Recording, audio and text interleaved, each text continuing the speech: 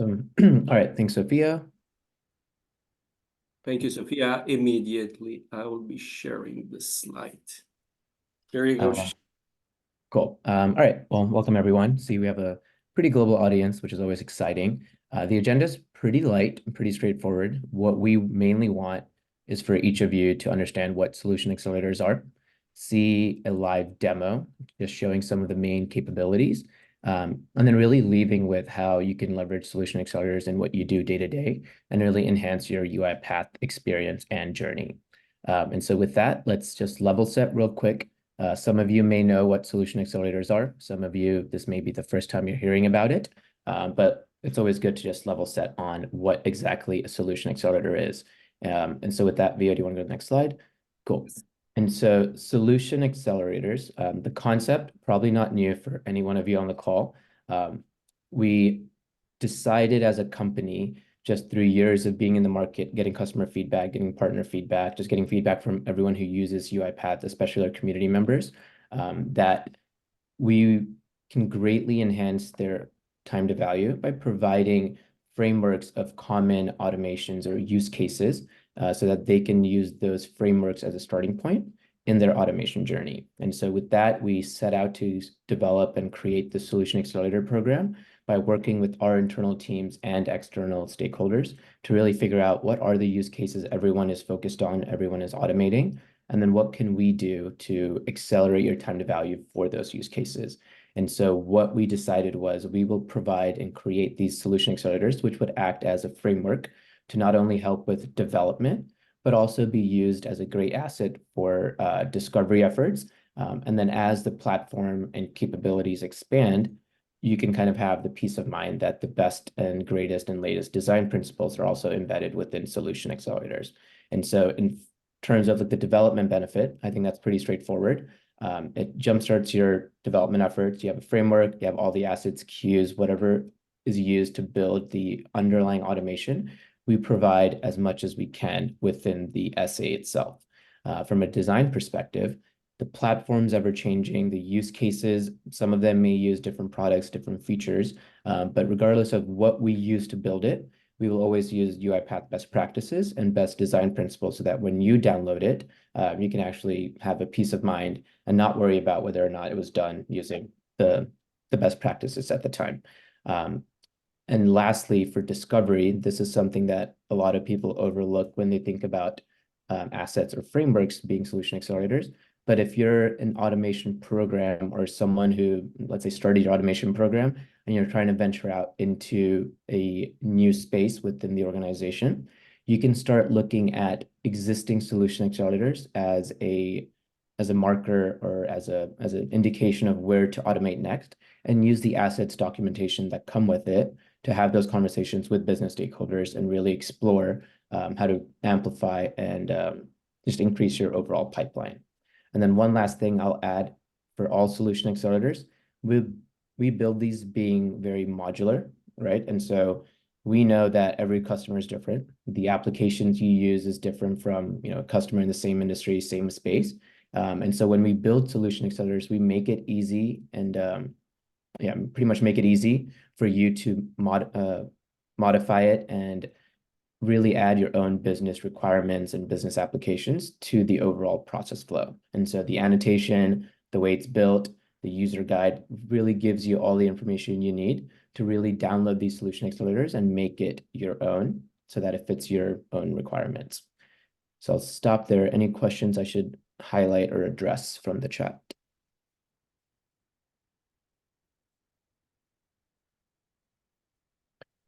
Great. All right, so now that everyone knows what solution accelerators are, I'll pass it over to Vio to kind of go through the design principles and really understand what makes a solution accelerator a solution accelerator.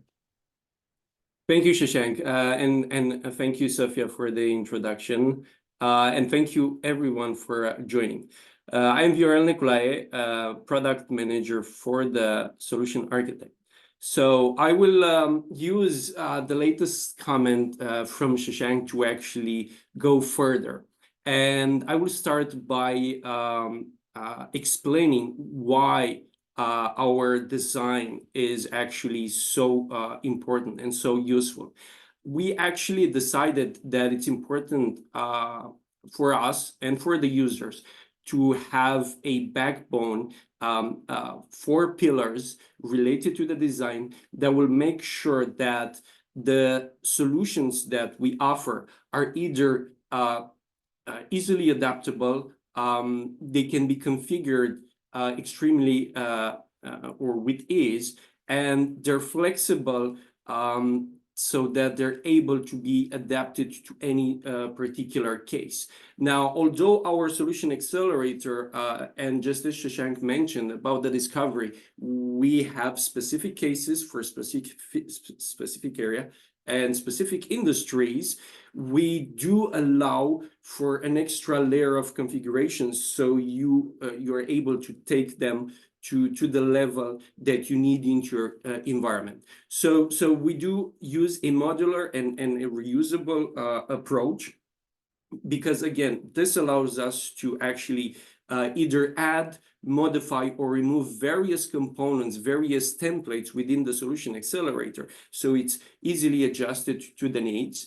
The level of configurations related to parameters and settings is extensive, and again, this allows us and the users to fine-tune and adjust the solution accelerator to the specific case. From an architecture point of view, due to the fact that we have this modular design and we have various templates, the frameworks that we use, and they are UiPath best practices, they're extremely flexible and versatile. And again, it allows you to adjust or put the solution accelerator into the proper shelf, into the proper area. So again, it allows for very a very easy way to expand and modify and adapt that.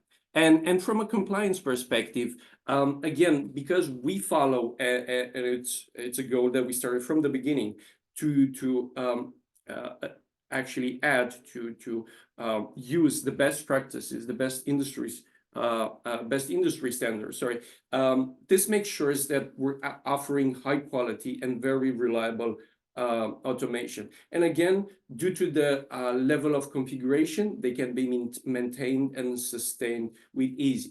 And also allowing for the scalability factor, because this is very important, especially in the automation area. Now, I will dive deeper into some examples and some customer highlights and testimonials, and you will see and understand why it was important for us to actually make sure that the discovery and design part are really cemented. And in this case, we have an implementation for a company that is in the healthcare provider area, and their challenge was to basically transform the way that they handle electronic documents, and moving from a physical paper way of doing things into an automatic digitized way. And the reason why it's important and imperative to actually do this transition is that during the process that you would have to basically read the information from a document or from a fiscal invoice, to be able to extract that data, then to be able to input it into a system. Well, that takes a lot of time. It's highly manual, and it's very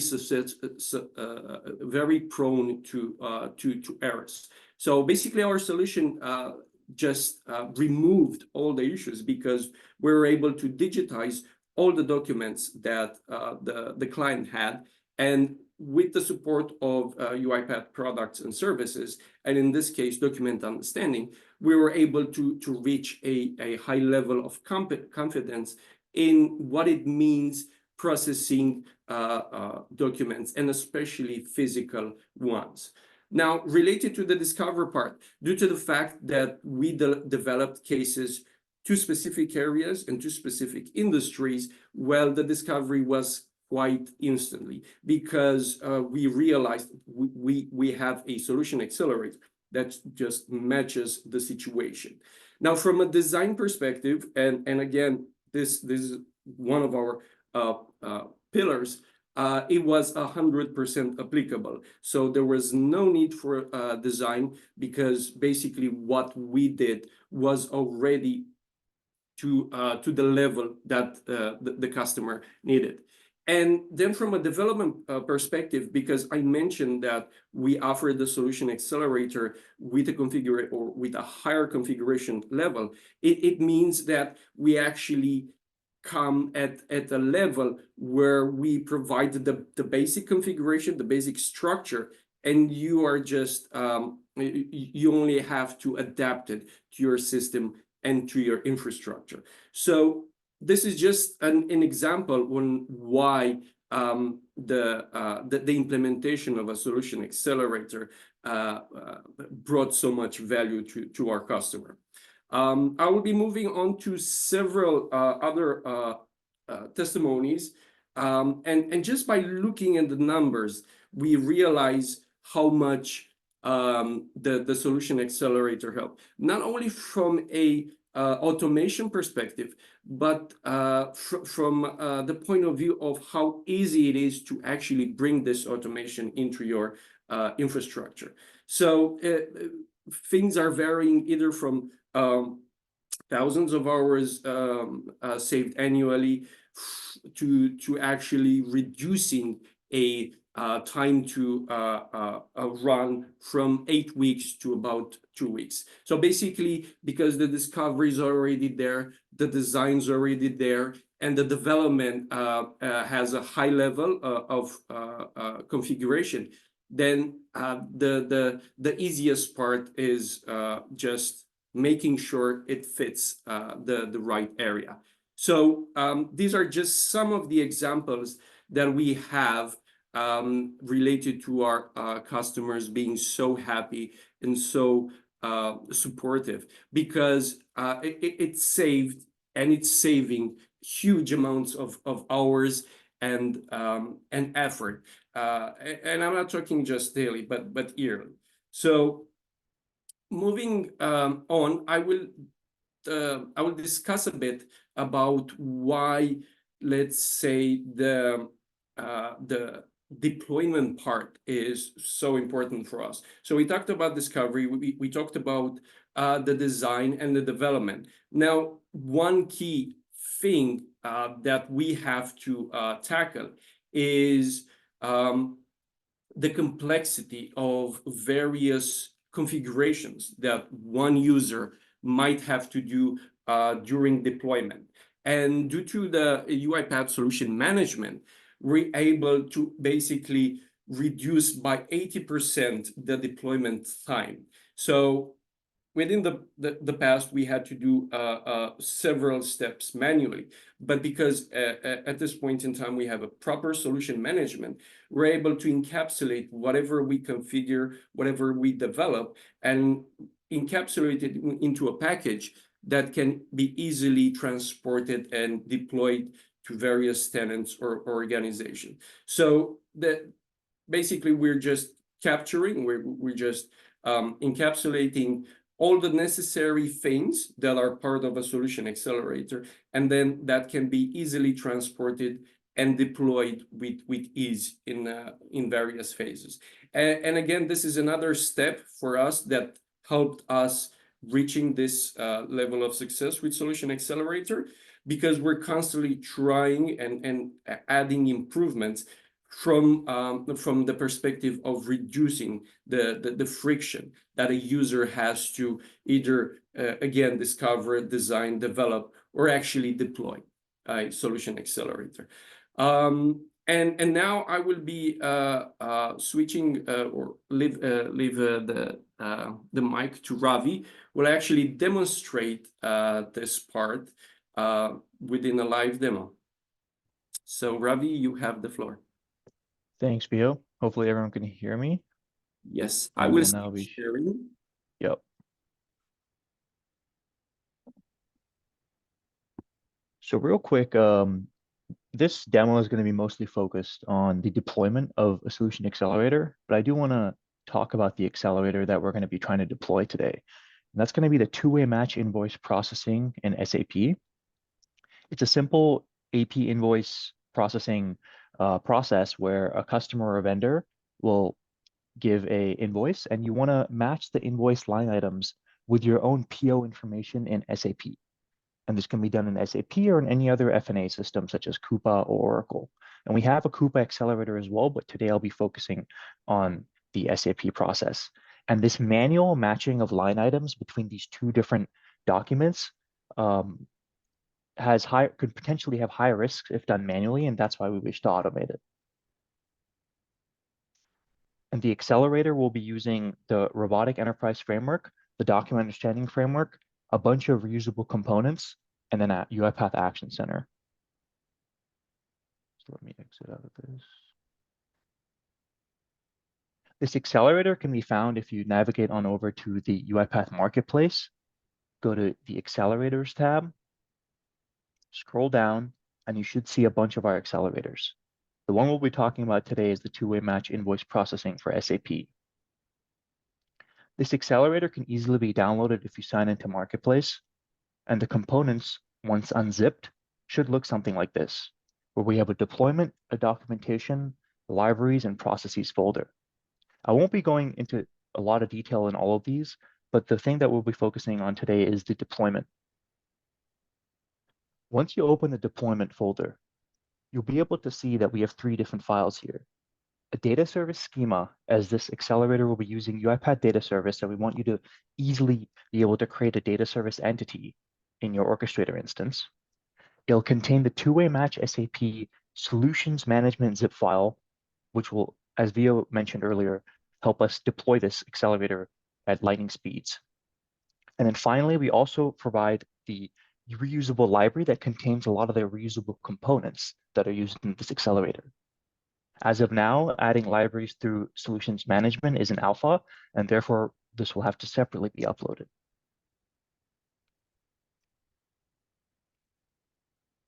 I will now be going over the solution architecture of what this accelerator looks like real quickly, and that's in the documentation folder.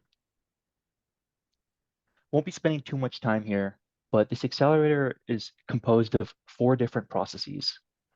Initially, there'll be a dispatcher where the invoice is sent to. This can be either an email outbox or this can be a local shared drive, and that's where the invoice is picked up from.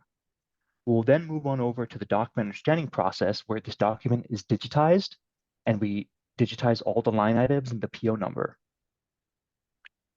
We finally have the PO matching process. I'll be opening up this code later on, but this is where a lot of the meat of our accelerator is.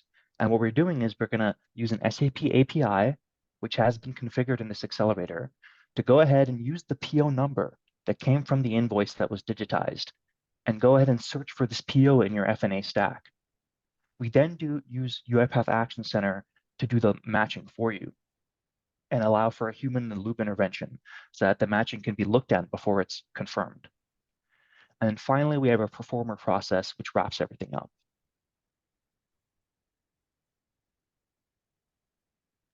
I'm going to go over to our UiPath cloud instance and start the deployment of this accelerator. You can go on over to these cubes, these 9 cubes, scroll down to Automation Ops, and here we will find the Solutions Management tool. I'll click on Solution Management, and what we want to do is go to the Upload Solution package, and I'm going to go ahead and drag the zip file that was in our deployment folder. Go ahead and click Upload, and it should quickly upload to our orchestrator instance.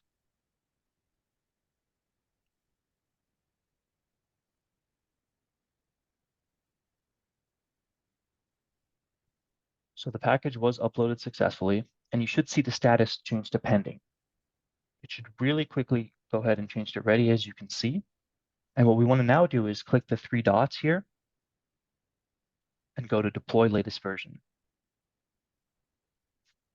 I'm going to go ahead and just install this as a new folder and name it two-way match SAP. and hit continue. You can choose to have already created a folder, but for now, we're just going to create a new one. Each accelerator that we build contains multiple different assets, and these are all predefined assets that are used throughout our accelerator and throughout the code. They contain in this case, 4 different processes that I went over earlier, contain queues, as you can see here, and contain action catalog for Action Center. And all this has been pre-built, but we do need to make a few changes here. The first thing I'm going to do is type in email. And I'm going to go ahead and add in my email as a global value here. I'm going to copy it because we're going to have to do this a couple times. This is just the email that the accelerator code will be using for any errors or any success scenarios.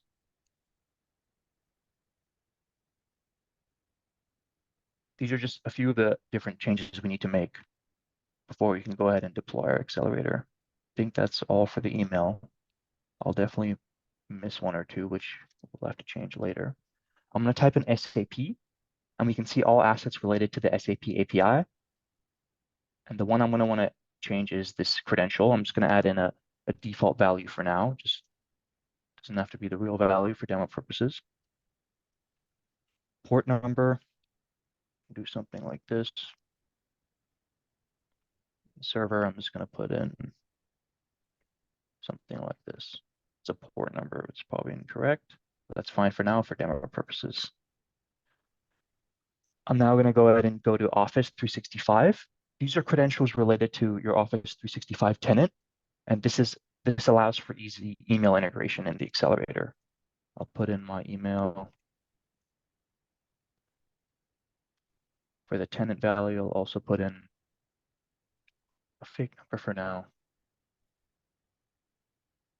And for this, I'll put in my email. Finally, the DU API key needs to be inserted.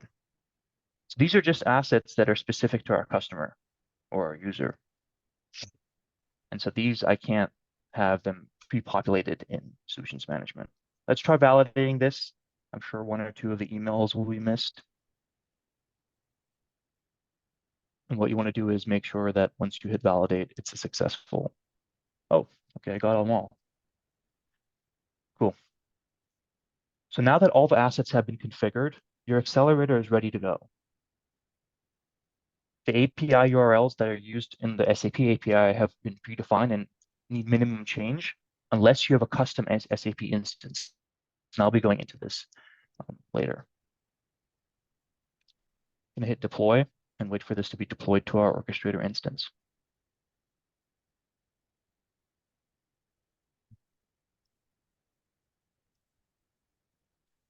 So hooray, your deployment is starting.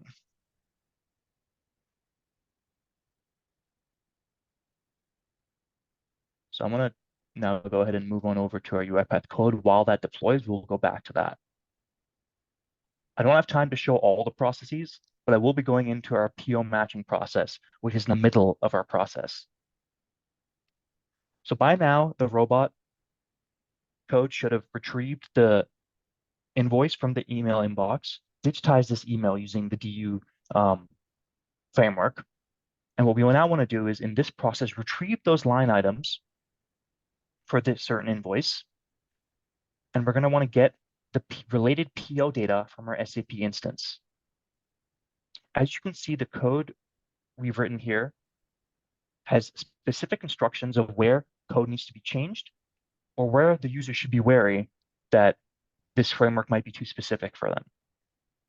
An example of this, as you can see, is that in this case, we want to get POs by the PO number that was on the invoice that was scraped, and we want to get the POs in SAP.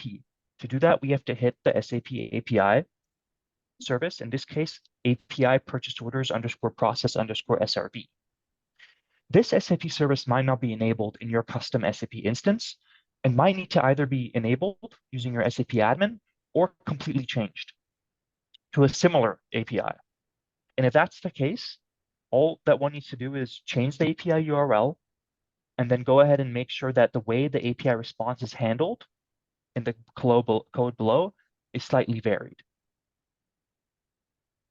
If I now go back to our main, we do give an example of what the API response should look like when you're searching for the PO in SAP. And so we give an example of what the API response looks like and what this entire code framework has been built off of. If we go back, this was a successful install. So I can go ahead, go to Orchestrator.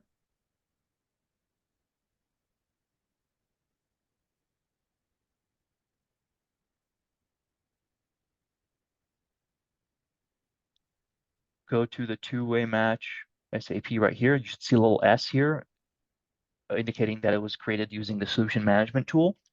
And you can now see we have our 4 processes that I was discussing. We have our assets, our queues. We haven't used any queue triggers. And if I go here, you'll see that time was saved because the 50 assets in this accelerator were all easily uploaded to our orchestrator instance. If I go here, you can see our 4 processes that can quickly be run in succession. I will now be showing a video of what this looks like once this entire process is run. Hopefully the audio. Please do let me know if the audio doesn't play through the.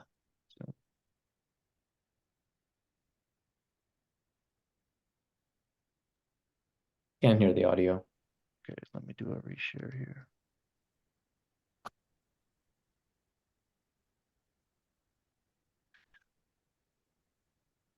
Okay.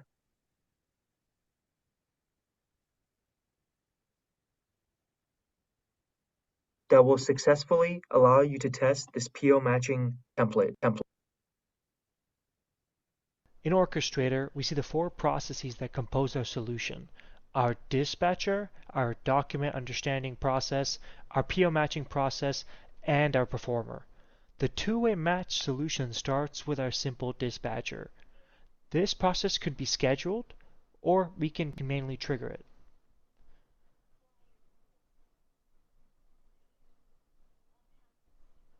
You'll notice that in Orchestrator, a second job, the document understanding process, automatically starts because of a queue trigger.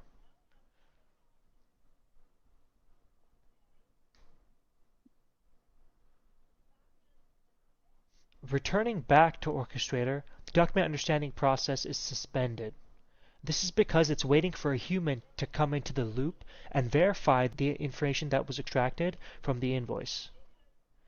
If we navigate to Action Center, there's one unassigned action in our overview dashboard. Navigating to the Action Center inbox, we can see the unassigned invoice. Validation action. To validate this invoice, we can simply assign the action to ourselves or to another user within our Orchestrator instance. Users will be notified when actions are assigned to them, and they can complete the necessary actions. So real quick, this is just the PDF invoice that starts our accelerator journey. And this is the invoice that your vendor would be sending. As you can see here, we have the multiple invoice line items that are going to be useful later on when we do our match. For a validation action, a user can simply navigate the invoice, see what fields are extracted, and confirm them. For a table, you'll notice that the line description is extracted with only 54% confidence. In order to update this, a user can simply highlight the proper information and either manually change the extracted value, or, for ease of use, hit the hotkey. In this case, TC will complete this for the rest of the records.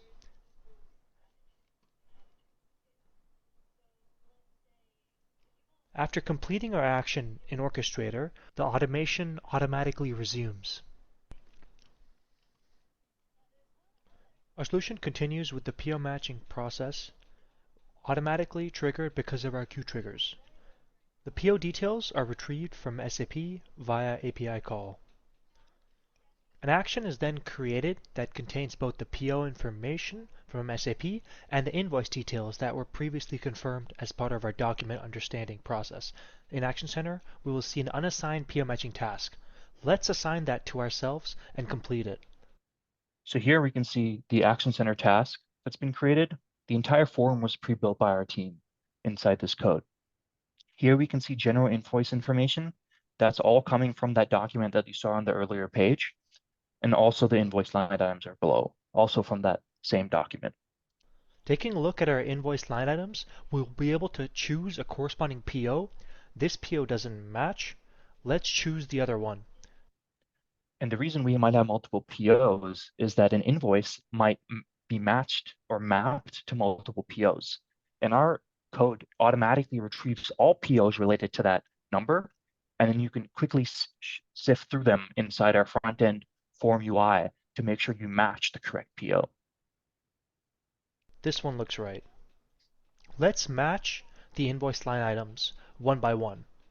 If the same invoice line item is selected, our action will automatically inform us to try again.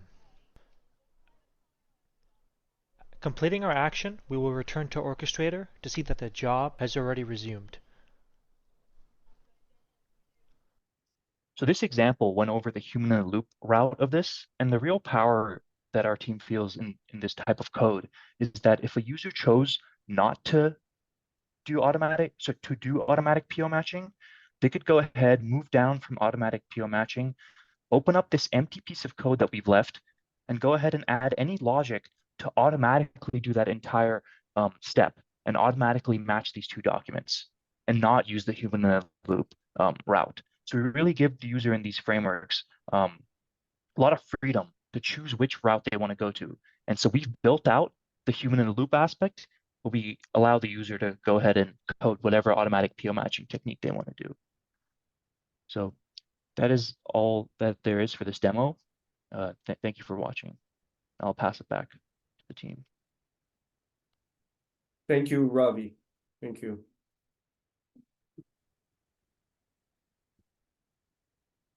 Awesome. All right. If you guys have any questions on what you just watched, feel free to drop it on the chat and we'll answer it.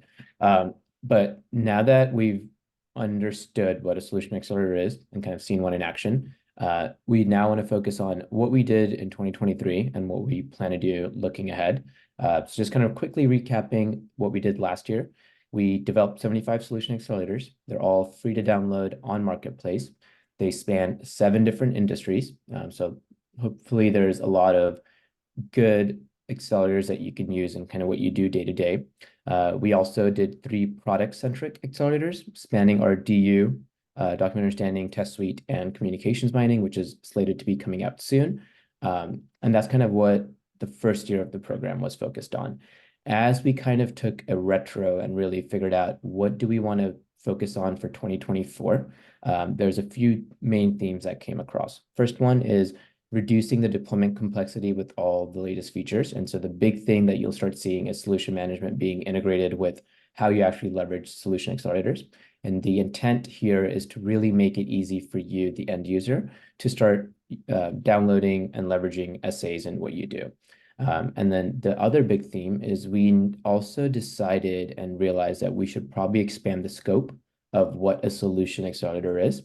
And what we mean by that is, I guess in 2023, we mainly focused on business processes, right? So like finance, purchase to pay, or employee onboarding in HR. And while these are very impactful and very common processes that we see across all of our customers, the variances and the requirements do factor in terms of like how reusable and complex these processes are.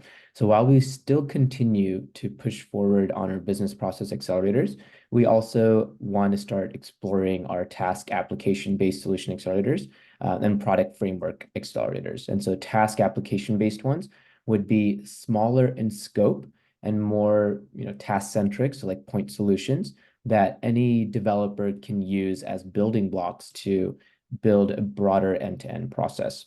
And so some examples of that is when you're onboarding an employee from Workday into ServiceNow, like that would be comprised of like 3 smaller tasks instead of one overarching business process. And so smaller in scope, easier to use, I guess more reusability just by definition. And they won't have this huge RE framework or a complicated framework behind the scenes so that you can really just plug and play with these. And the product framework accelerators, as our products continue to mature, and like what we've seen from our DU accelerators is that there's a lot of demand around just how can we make our product easier to use? And that's where this type of accelerators would come into play. And so this is really to enhance our product market fit. In some cases, we'll provide accelerators through very common use cases for our products. So like communications mining, there's a few templatized use cases that come to mind when we think about communications mining. And so we'll kind of formulate the accelerators around those use cases. But the overarching takeaway for the product framework is it's going to make our product a lot easier to use by the end user. And I think the latest one that Ravi just published was our test suite ones, where it uses Gen AI to automate the creation of test data, which in the past you kind of had to do manually. And so now that entire aspect is automated through that accelerator. So I'll stop there. Any questions? If anyone wants to come off mute.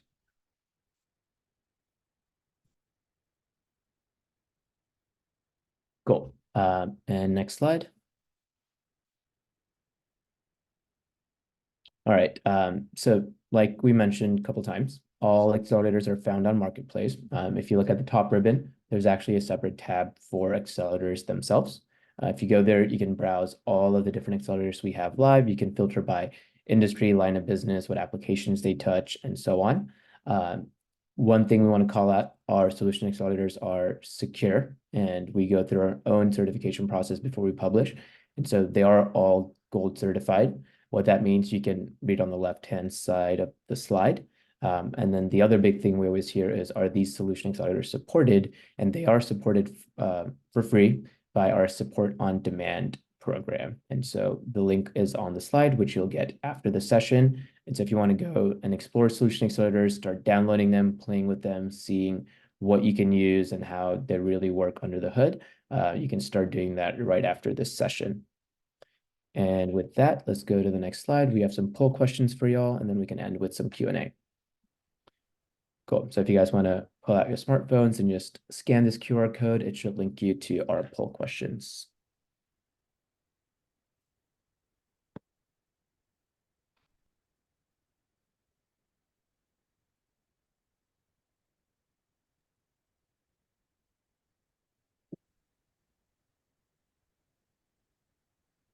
And then Christina, do we just want to stay on this slide or?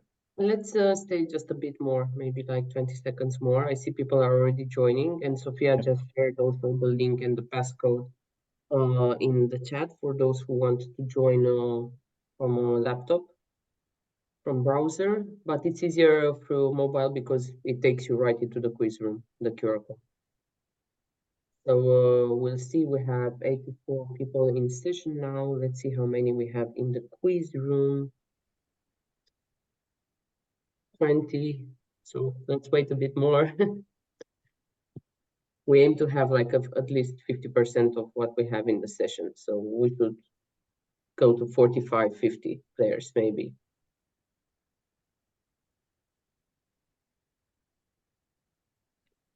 So guys, this is just a poll, but your answers are quite important for us. So there are no hard questions, just information, a bit of reference also for you guys on options. Okay, people are still joining.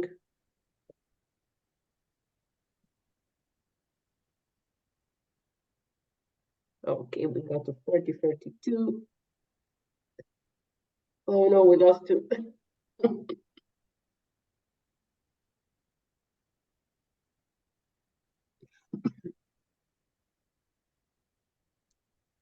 Okay, maybe now I can start sharing and then we can get it started. So let's switch screens now, if you can stop sharing. Yes. Thank you. Okay, so we'll stop here and we'll start with the first question. I hope everybody who wanted to get into the quiz room is here. And there are no correct, they're all correct answers. So this is what you should know. There is no winner. There are just like participants and you will get the shared view of the people in the session with this. So this is our first question. How long have you used the solution accelerator until now? And you have the options. Yes, no, I didn't know about solution accelerator. Current places didn't align. Try to use, but too complicated. And it's good to know that 22 people didn't know about solution accelerators. So yeah, this is the picture of our session now. We'll move to the second question.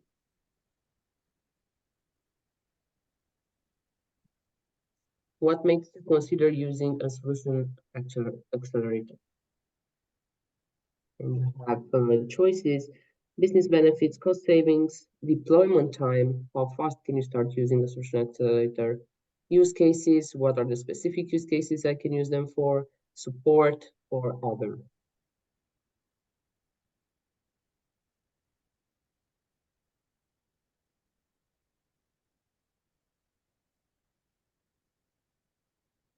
Okay, I think we have the answers. Okay, so deployment time seems to be like the top choice. Let's move to the next one now.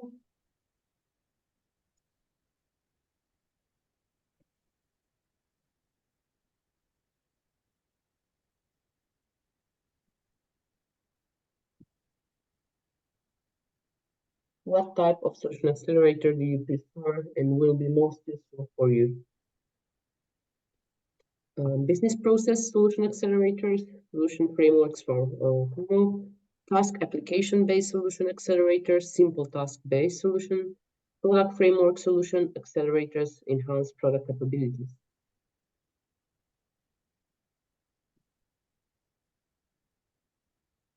Okay.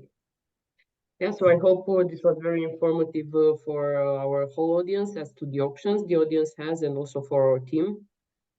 And now I will just stop sharing a bit and then we will switch to the deck. I will be sharing the screen. Okay. Thank you. So, Christina or Sophia, would you like to continue the discussion on the next steps? Yes, so here on the slide, you can see some helpful links so on how you can access UiPath Solution Accelerators on UiPath Marketplace. Also, you can download the package that was demoed by Ravi. Also here you have the email address to which you can share your feedback to the team. And besides, we also encourage you to join our upcoming Dev Dive sessions. Our next session will focus on APIs and Gen AI and how they can help you power your automations for RPA and software testing. So it will happen on February 22nd. And I will also share all these links in the chat just in a second. So yes, everything will be emailed to you, the presentation and the recording and the links as well. All right. I just shared in chat the links for the next dev dive session in February, coming up in February, both the America registration and the EMEA APJ registration link. So feel free to take them directly from there and register for the events. And you can move to the next slide, and I think we can move into Q&A maybe. Yes. So let's check whether everyone can unmute. Okay, so everyone is free to unmute at this point and ask your questions directly to our presenters.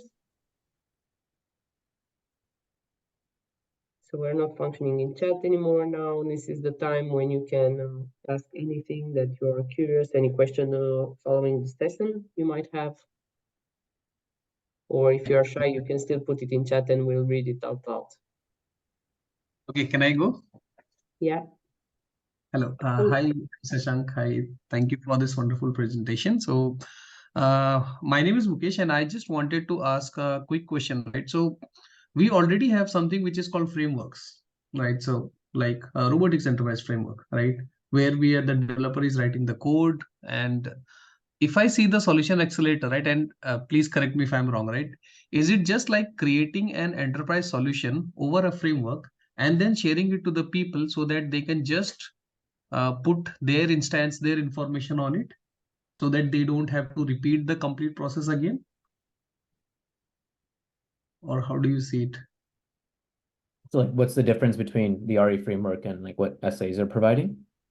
Yeah, so let's say if I already have created a process, right? And I just have to customize it, right? I can always customize it by, let's say, using the configs, or I can just customize it by just updating the assets, right? So how do you see that, right? I think that's the thin line which I'm not able to understand, maybe. Yeah. So let's say, I mean, like the best way to think about it is RE framework is a generic development framework, right? That acts as just best practices from like logging, error handling, all of those things that you want to have in every automation. Whereas what we're doing with the solution accelerators for the business processes is we take a business process and pretty much break it down into what are the main components, the main steps. And then for each one of those steps, what does a high level flow look like? And it's kind of finding like the most common element of each of those flows and providing that into the SA. So that when you're automating, let's say purchase to pay, right? That's a very common one. Then you have a starting point as the business process flow, where you can use that to just add your customizations and whatnot. So it's really through the lens of a business process and not so much as leading with development best practices. Okay, a follow-up question there, right? So once you have deployed with this accelerator, right, and it's available in the development orchestrator, right? Now, if I have to upgrade the solution to the test or to the production, right? So, Yeah. and at the time of development, I made some changes, Yeah. right? So then how does it work, right? Because then I need to, should I use then the normal upload functionality in the orchestrator, or then I believe I cannot go with the solution accelerator, right? Let's say in the development, I make some changes, right? Yeah. So SAs Then are meant for like the starting point.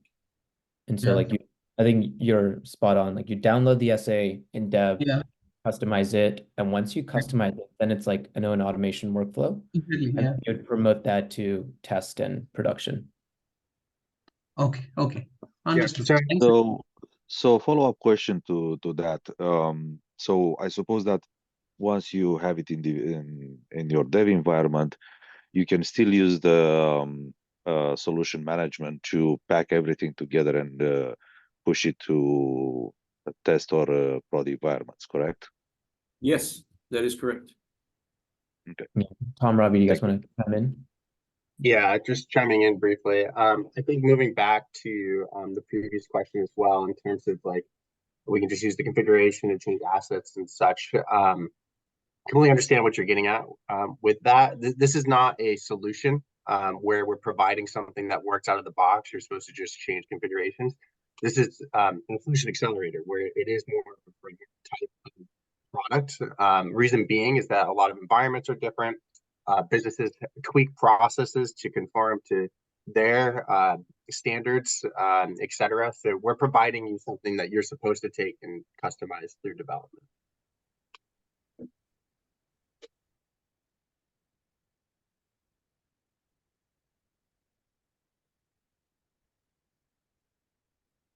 Thank you for the questions and answers. Are there any other that we'd be glad to support them?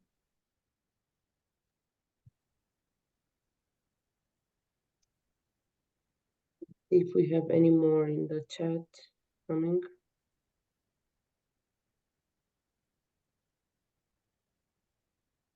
Okay, don't see anything.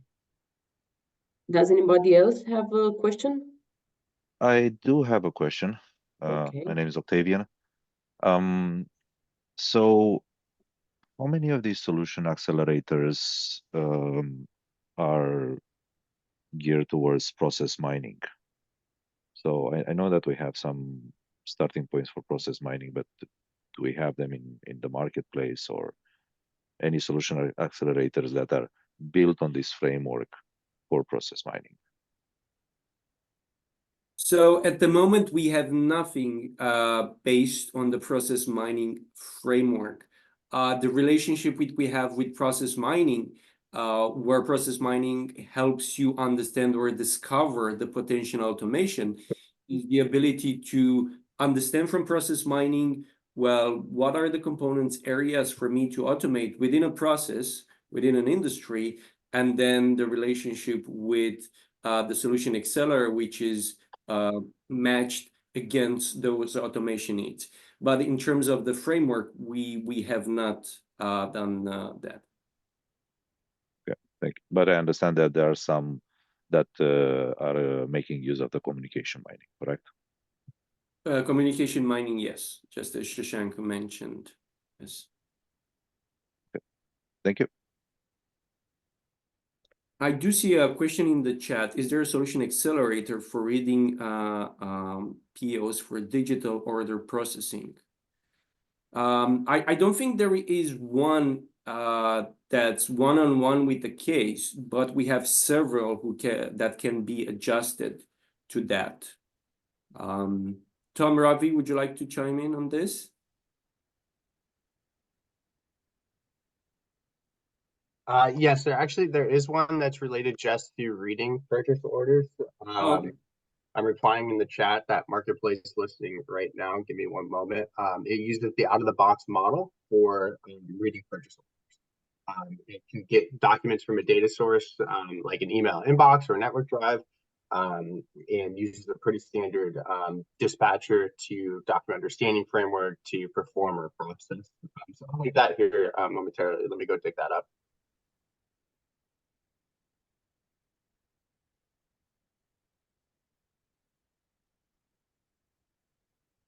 Meanwhile, do we have any other questions? Okay, I see Tom shared the marketplace link now for purchase orders.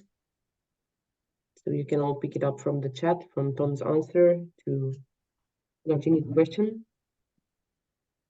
Any other questions? As we're getting very close to our time spent. Okay, if not, I hope everyone enjoyed today's session and the information they gained. You will find tomorrow on the event link the recording and the deck uploaded as well, and you will receive a notification by email as well for the wrapped up event with the recording and deck links directly, so all the information will be there. Feel free to share it in your teams, like to whomever might have not gotten the chance to participate to this session. So those links are for distribution in your enterprises as well. This is why we do the wrap up to have the information just packed for you to share and forward to everyone interested. So thank you all for joining, and thank you very much to our presenters, Shashank, Viorel, Tom. Thank you for the opportunity. Sophia, you want to say a word? I think so. No, just wanted to thank everybody for joining our first Dev Dives in 2024, and we'll be looking forward to seeing you on our upcoming sessions. Yeah, don't forget to register for February. Early bird tickets for free. Thank you, everyone. Okay, Thank you. bye. Bye.